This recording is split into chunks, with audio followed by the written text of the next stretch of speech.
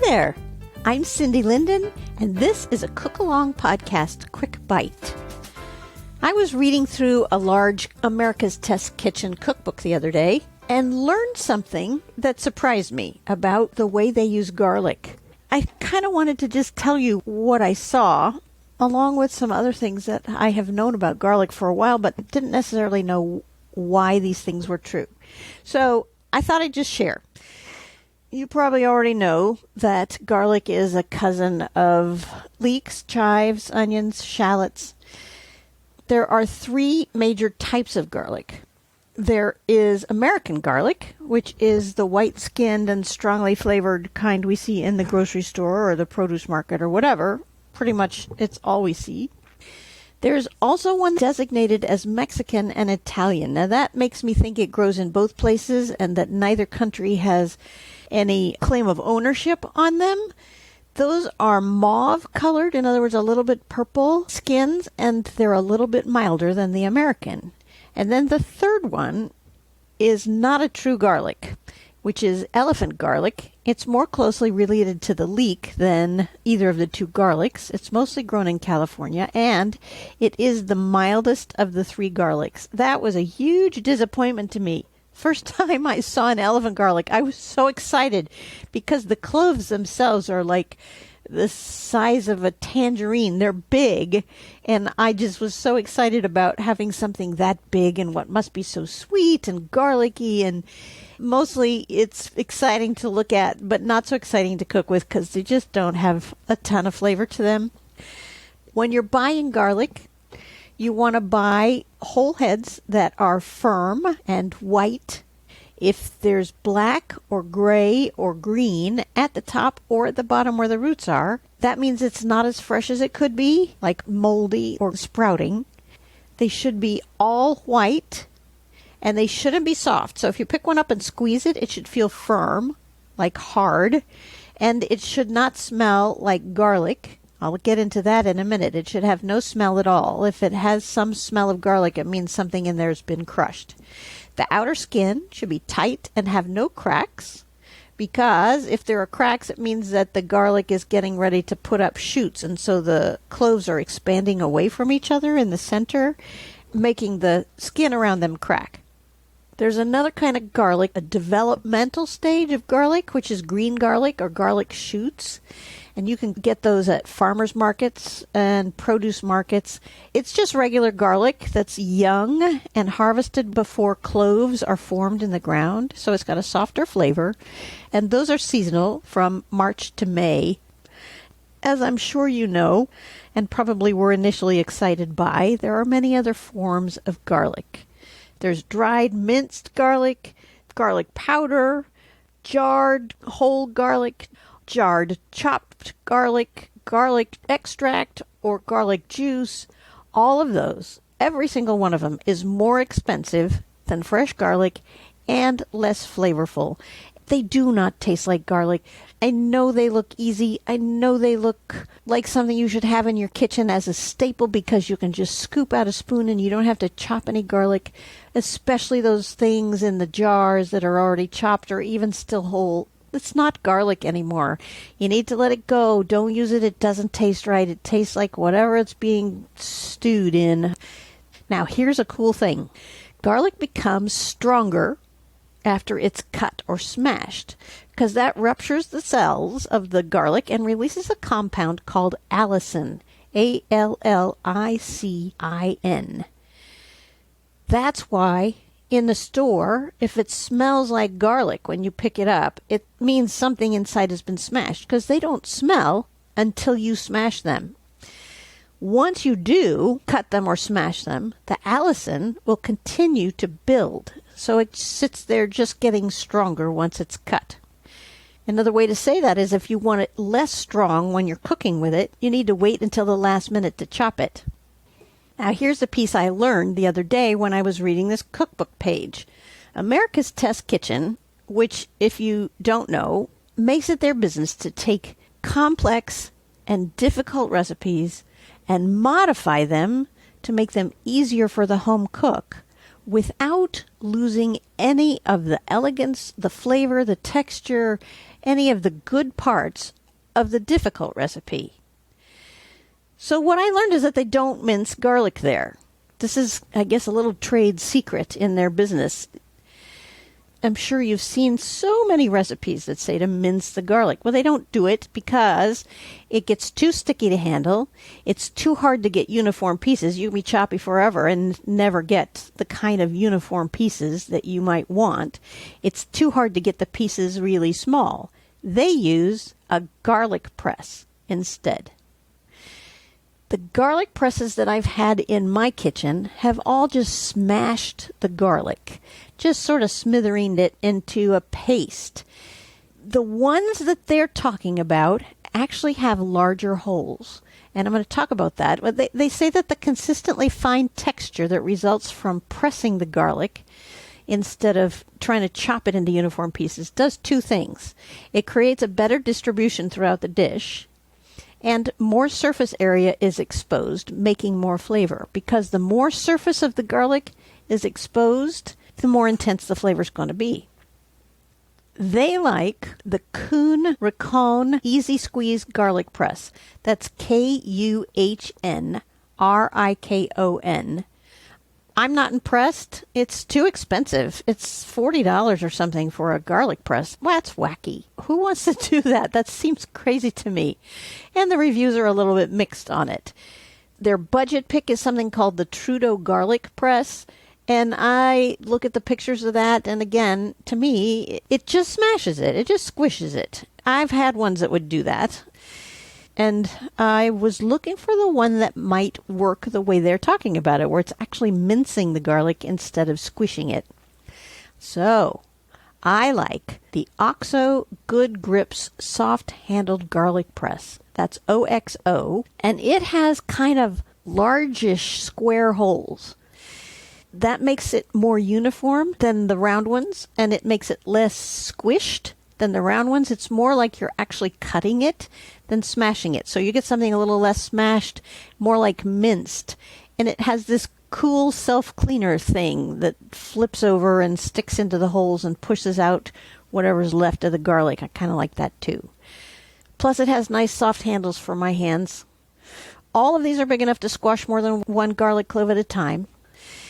If you really do want your garlic paste-like with as much surface as possible exposed to exude the garlic flavor, use a zester. That's what I do, a zester grater. So that's a gadget with a handle that's kind of like a flat grater, but the holes are really fine and it's not very wide. It's what you would use if you're going to get the zest off of a lime or a lemon, but it also will grate your garlic very fine. And that's a great way to do it. So if you have the OXO largish square hole garlic press to do your mincing, and then a zester or grater to do the paste, you got everything you need. When you cook garlic, that mellows the allicin. That means it's not as hot as if you use it fresh. So here's another thing then. If you want your garlic flavor to have time to kind of mellow out, you want to put it in early. If you want your garlic flavor to be really intense, put it in at the last minute. There's another thing that's really fun, I think. It's one of my favorite things to do with garlic, which is to sort of toast it. My father-in-law used to call it fried garlic. He was born in Italy, so I feel like he must know some things about garlic. I knew another Italian cook who called it scorched garlic, and she used to say that you want to brown it just till it's golden, about the color of the inside of a walnut. So just barely browned. I like them just a little bit more brown than that, but you got to be really careful. You want them crunchy because then they get kind of sweet and crispy for in a pasta dish or something. It's fabulous, but it's bitter if you let it burn. So you really got to be careful. I have had times when I had to throw it out and start over because I just left it a hair too long, and it goes from sweet to bitter in a flash.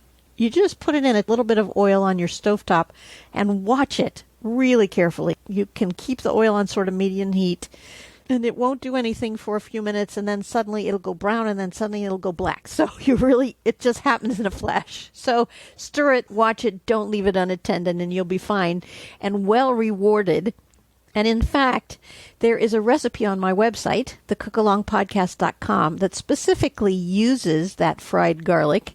It's called pasta with fried garlic and nuts, or what we call around my house, pistachio pasta.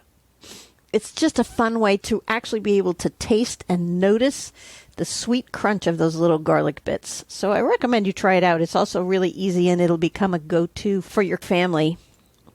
Storing garlic, you just want to keep it in an open container, away from other foods, in a cool, dark place. Do not refrigerate it. That does things you don't want it to do. It gets too wet in there, and it will make it go bad faster. If you leave it in your cool, dark place and it starts to sprout, which it may, it's okay to still use it. It just is going to have a little less flavor, so you might want to use more than one clove. Or you can take that sprouting clove and plant it. It just needs to get stuck pointy side up, green sprout up, in rich, moist soil, about an inch down, in a sunny spot. Or if you want, you can root them inside the house in water first. Just put them in a tiny bit of water with the flat side down and the sprout side up until it starts to form roots, and then go set it in the ground. It's a very hardy plant. It'll survive long periods of cold.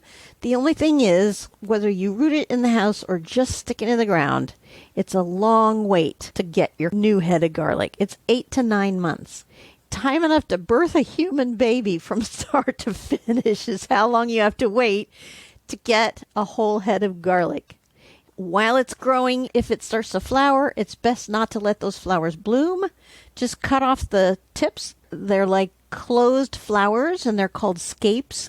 Cut them off when they begin to curl, and you can eat them. You can saute them and throw them in pasta or over a steak or chicken breast or something. They're nice. They're really mild and just kind of fun to eat. As far as harvesting it goes, when the lower 2 or 3 leaves of it start to turn yellow or brown, then the bulbs are ready to harvest. The same time that happens, the remaining leaves up higher will probably be starting to show yellow or brown tips. If you wait too long beyond this point, your bulbs won't have as many protective layers around the cloves, which means they won't store very well. When you go to harvest them, don't just yank, because you'll separate the leaves from the head, and you don't want to do that. You want to just either dig carefully with your fingers or with a trowel or a garden fork, far enough away from where you think the head probably is that you won't hurt it, and just loosen the soil until you can get your fingers in there and pull up that whole plant. Once it's loose, take the whole plant and hang it in the shade somewhere to just dry. As it dries, the skin is going to become papery and dry. You know what it looks like in the grocery store. And the flavor is going to intensify. These are both good things. When it's all papery, you can cut off the stems, which will be all dead by then, and bring it inside and put it in your cool, dark place. The last thing I want to say today about garlic is what you already know, though maybe one downside of garlic. You know how it gives you garlic breath, and that you worry about that when you're hanging around with people who did not eat garlic along with you. Well, it turns out that it's not just the air coming out of your lungs or up from your belly that's causing that garlic breath. It's kind of worse than that. The essential oils in the garlic actually permeate your lung tissue, so that garlic remains within your body for a long time after it's been consumed. That's where the garlic breath comes from. In fact, if you eat a really strong garlic, this has happened to me with a really good tzatziki that has a ton of garlic in it. I've had the feeling that my whole body, everything was exuding essence de garlic for about 3 days after I ate it. And it was wonderful, and I don't regret it when that happens, but it does make me a little self-conscious. So it's not just in your breath, it's in your body, and it'll take a while to go away. And while you can use chlorophyll tablets or fresh parsley, those can help a little bit mitigate things, but it doesn't make it go away. It's in your body's tissue. You're just going to have to get over it and apologize to anybody who doesn't like garlic. And while I'm on the subject of lots of garlic, here's a tip I'm going to leave you with. And I'm not alone in this. There are many chefs who say this as well, so it's not just me. Whatever a recipe tells you about how much garlic to use, double it. You won't be sorry. There's no such thing as too much garlic unless you're hanging out with people who didn't eat it with you. So let's strike at the root of the problem and get everybody eating the garlic, and then it's not a problem at all.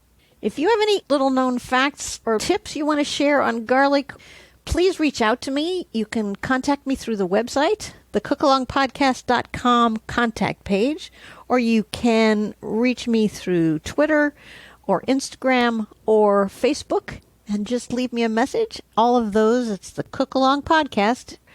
Tune in next week for a brand new recipe, and the week after that for another quick bite. Every other week is one or the other. And until next time, happy cooking.